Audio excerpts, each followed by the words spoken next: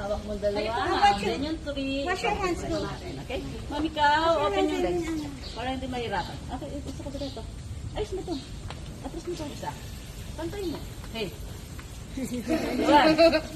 Masunod. Yan. Okay, sige. Bakit na yan. Okay na yan. Hawak mo ito para ikaw lang mag-isa sa ano. Paano po ulit? Hold mo. Sige, hold mo. Ganyan. Then, yung 3 press mo. Yan. O, tingin ka kayo yung dati sa... Okay, behave lang yan. Wala naman. Open mo lang ulit ito. Then, para may magbaba ulit ng milk. Okay, yan. Galing. Open mo ulit. Para may milk mamaya. Okay, sige. Press mo ulit. Yan. Gano'n katagal bago makapunin ng isang ano? Pag sa nag-milking po, syempre depende po sa Mahirap, ating dito na lang. pressure. Ano. Pero actually, ginagamitan po natin siya ng milking machine para po mas mabilis. Tsaka kami po is accredited po kami ng TESDA. Nagtitrain po kami ng mga estudyante po na gusto pong magtrabaho abroad. As dairy farmer po.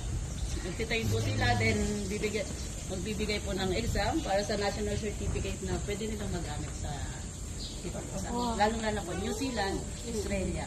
Oo, dyan sa New Zealand. Sa ngayon po, meron po kaming Baka mapuno mo yan. scholars. Kaya lang po Sunday kasi break naka-rest po lang. Ay, siya po ay regular trainee po siya. Natapos niya naman po ito, then lilipad na siya papuntang New Zealand. Wow. Future farmer po natin siya sa New Zealand. Tanggal mo na yung gloves. Ay, Oo nga pala. Galing ka. Isa. excuse me. Yung po yung ngayon ano, yan po siya yung nagtrabaho sa ibang bansa. Ay, ang laki. Para maabot ni ate yung iyong ano. Ayan. Okay, halika. Sige. So, ganito lang, baby. Hold, then press. Ito, baby, madami.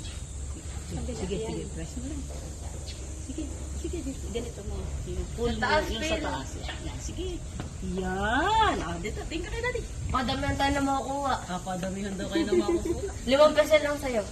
Ay, madaya, si Kuya. Nakaraming nag-decide si Kuya eh. Yan, sige. Sige, tapusin mo yan. Ubusin na daw. Si Ay, Baby bawal din yan. O, bitaw muna. Di ba? Ang dami po.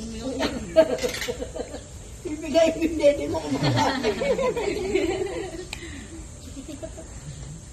Okay na, sige. Kung nag-i-enjoy ka pa. Marami pa naman niya para kay baby boy. Para makuha ko isang upuan para abot ni baby boy. Kaya si baby boy. Para abot niya. Medyo maganda daw po kasing work yan sa ibang bansa eh. Dairy farmer. Yes po. Malaki po yung... Correct.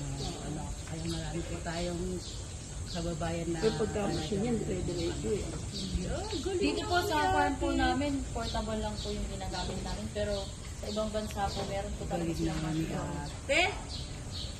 Wow! Ako naman go. Tapos ka na. Nag-enjoy pa sana si ate. Ano, tapos ka na. Tatanggal mo na yung gloves mo. Okay, dito po. Akit ko si baby boy para abot niya. Okay. Press mo lang baby ha. Press lang ganun. Ito baby. Sige, para maghahawak niya. Hawak ka lang dyan. Hindi naman. Ay, sige po. Sige po. Sige baby. Press mo. Sige, kaya mo yan. Sige, kaya mo yan.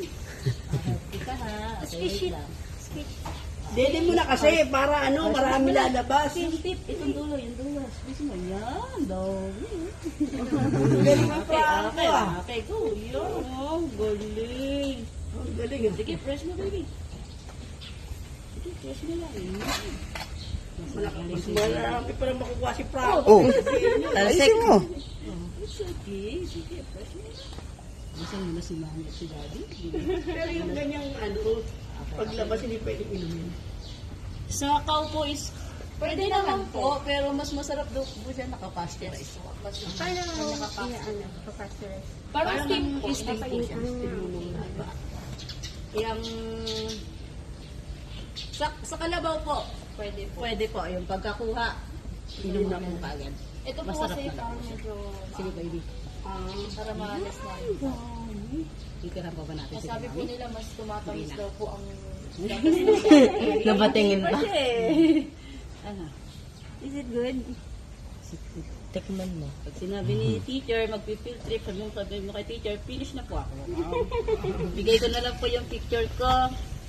Umalis na. Tama na.